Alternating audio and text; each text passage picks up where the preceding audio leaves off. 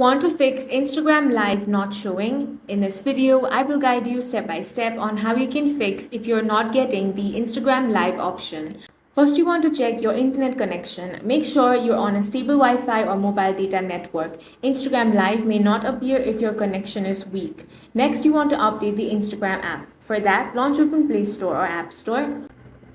Now search Instagram. If you find the update option, tap on that and update the app to the latest version. Outdated apps often cause features to disappear or malfunction. If it's still not showing, next thing you want to do is clear the app's cache. For that, launch open Settings. Tap on Apps. Then select Instagram. Now select Storage. Now tap Clear Cache.